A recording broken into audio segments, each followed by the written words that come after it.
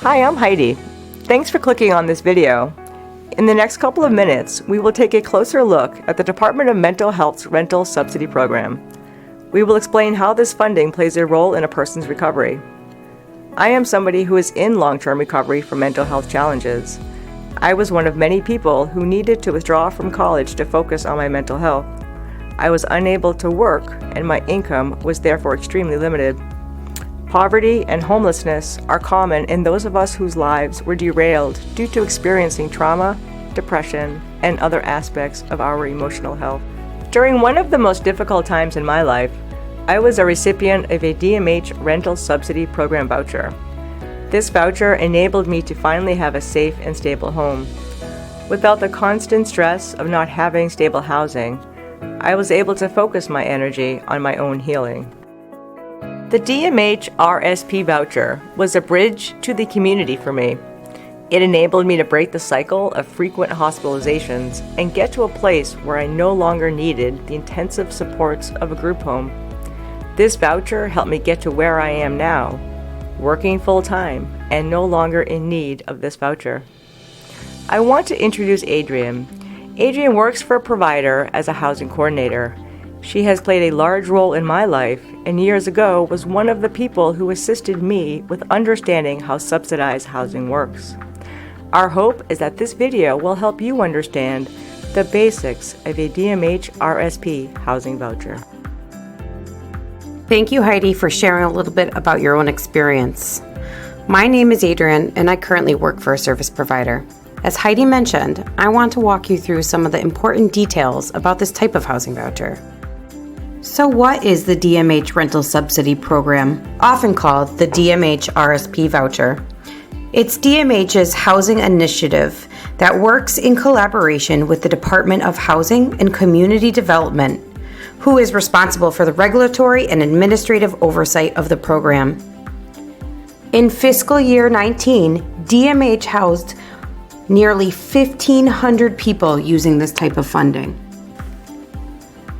This is an amazing program that allows people to live in the most appropriate setting, so DMH hopes to grow the housing program over the coming years. The program is unique, where the service provider is the tenant and signs the lease. People receiving this subsidy receive services through a DMH provider and will continue to have support while living in the community. Tenant Selection. So you may be wondering, who is eligible to receive a DMH voucher? In order to be eligible, a person must be receiving services from the Department of Mental Health and qualify based on their income. DMH and the service provider will identify a prospective tenant that is in need of a more independent housing opportunity within the community. Once a person has been identified, the service provider will assist the individual with gathering the necessary documents in order to move.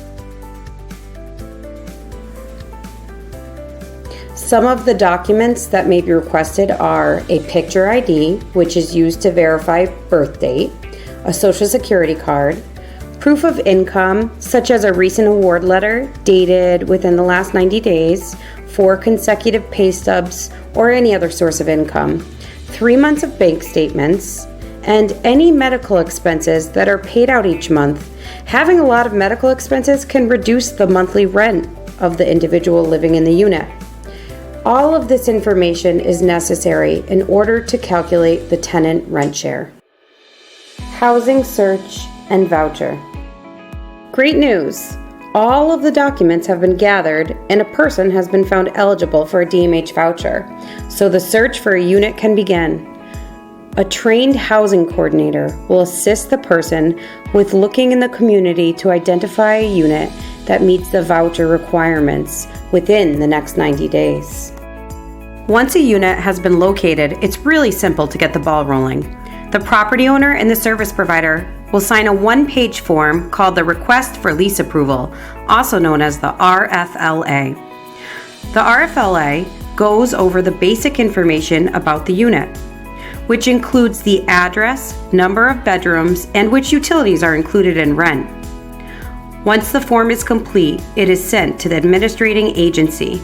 The administrating agency uses this information to make sure that the rent amount is approved. The owner will also need to provide a W-9 so that they can get paid. Administrating agencies may have some additional forms that are required, so please check with them directly. Once the form is sent to the DMH housing coordinator, the service provider will contact the DMH inspector, and he or she will come to inspect within 3 business days. The inspector will send the inspection report to the DMH housing coordinator and let the provider know when it's sent. Now, let's hear from the administrating agency to understand better what their role is in this process. Hi, my name is Andrew, and I work at the administrating agency. My role is to help with the administrative process once the service provider has identified a unit that a DMH RSP voucher is going to be applied to. With this subsidy program, the lease is between the service provider and the property owner. The program has a lease that can be used, but if an owner wants to use their own lease, that's okay too. All we need is the DMH lease addendum attached to the owner's preferred lease. We will also calculate the tenant's portion of the rent, which is based on their annual income. We will provide the tenant with a rent share letter, showing their portion of rent and the AA's portion. Once we get the signed lease and other agreements back, the tenant can move in. The AA will begin making the subsidy payments to the property owner each month of the agreement. Annually, we will request updated income information for the tenant and will recalculate the tenant's rent portion based on the updated income amount. We will also process any rent increases that are requested by the property owner.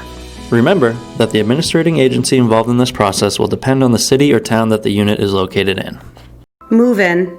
Now the exciting part happens. After searching, the person is finally ready to move. And it may feel a little nerve-wracking, but don't worry. The service provider will work with the individual to transition into the new unit. The person will sign an occupancy agreement, which highlights all of the expectations of living in a unit funded by the Department of Mental Health. The service provider will assist with setting up utilities and getting the monthly rent to the property owner. Additionally, the provider will offer ongoing support to each occupant based on their individual needs.